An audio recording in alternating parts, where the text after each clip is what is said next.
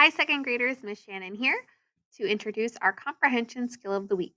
This week, we will be talking about sequence. It can also be called the order of events. To practice this comprehension skill, we will be reading a biography. The sequence tells the order of ideas in a selection or a text. We can use the words first, next, then, and last to tell the order of what happens.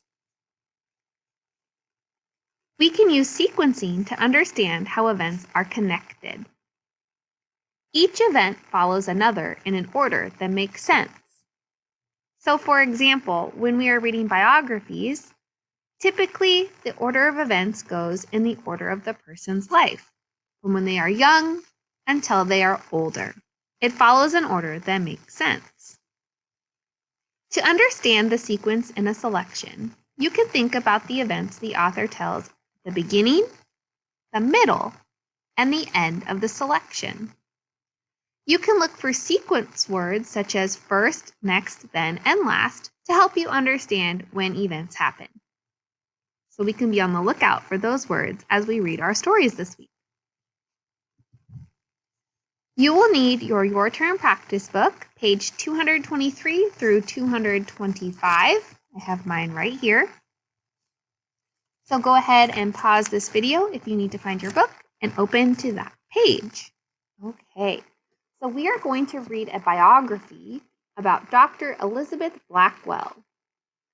I will have you follow along with me as I read, and then we will work together to answer some comprehension questions and think about the sequence or order of events in Elizabeth Blackwell's life. Follow along as I read aloud. Dr. Elizabeth Blackwell. Today, many women are doctors. But that was not always true. Many years ago, only men could be doctors. Elizabeth Blackwell changed that. Early life. Elizabeth Blackwell was born in England in 1821. Her family moved to America when Elizabeth was 11. When she got older, she became a teacher. In that time, teaching was a common occupation or job for women. Becoming a doctor. Then, one of Elizabeth's friends got very ill. She wanted sick people to have less pain and discomfort. Elizabeth started thinking about ways to help people like her friend. She wanted to become a doctor.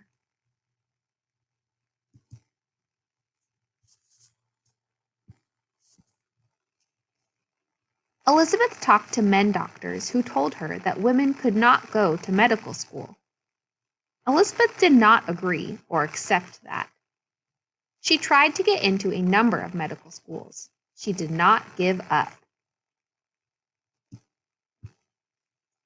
At last, she was allowed to study at a school in New York. Elizabeth studied and learned medicine for 2 years. In 1849, she became the first woman doctor in America.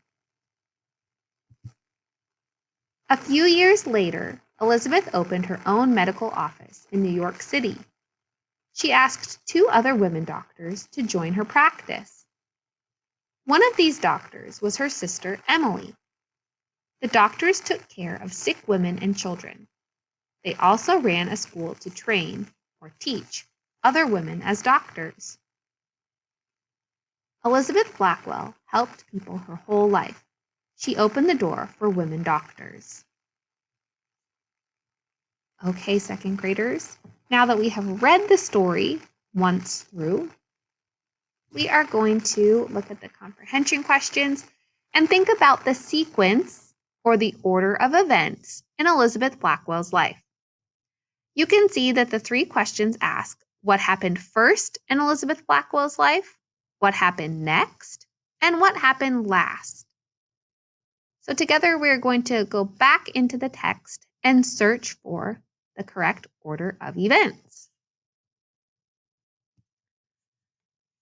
To find what happened first in her life, I'm going to use the text feature of the heading titled Early Life to find what happened to Elizabeth first.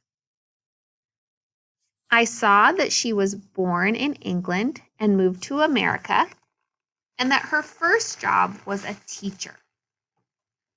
So I am going to note that first, she became a teacher. Okay, that was one of the first major events in her life. So that is what I'm going to choose, something that the author told me happened in the beginning of her life. And it is a pretty big event. That was her first job. So first, Elizabeth Blackwell became a teacher. If you would like to write down the sentence I wrote, you can. If you want to put it into your own words, you can also do that. But please make sure that you start with a capital letter and end with a period. Okay. After you're finished with number 1, we're going to talk about number 2 and 3. For numbers 2 and 3, I would like you all to write your answers on your own. I will be here to help talk you through some of the events or order of events in Elizabeth Blackwell's life. So after she becomes a teacher, what happens next? What is the next big event in her life? Well, let's go back and read the middle part of the book. It starts where the title is Becoming a Doctor. In the section titled Becoming a Doctor, you'll remember that one of Elizabeth's friends got sick. And this is when she realized that she wanted to become a doctor to help sick people. She tried to go to medical school, but many men doctors told her that women could not go to medical school. Did she give up, second graders? No, she didn't. She kept applying until finally she was allowed to go to medical school in New York. And I can see that it says in 1849, she became the first woman doctor in America. So if this is the middle of the story, what would you write down for number 2? First, she was a teacher, but then what happened next? I want you to put it into your own words. What was the next big event in Elizabeth Blackwell's life? You can press pause as you think of your response and write down your answer, and press play when you're ready to go on to number 3 with me. Remember, for numbers 2 and 3, you are writing your answers instead of copying mine. Okay, let's talk about number 3. What happened last? Well, to know what happened last in Elizabeth Blackwell's life, I need to look at the last part of the story, the last part of her biography.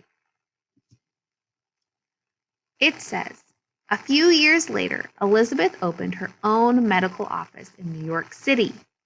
So she opened her own doctor's office, and she had other women doctors work there with her. They helped women and children, and even ran a school to train other women doctors. So not only did she become a doctor, she opened her own medical practice, her own doctor's office, and hired other women doctors. So think about that last section as you think about what happened last in the order of events in our story. You are going to write in your answer for number 3, and make sure you are writing in a complete sentence with a capital letter and a period. When you finish, you will take a photo of page 225 and add it to the green rectangle.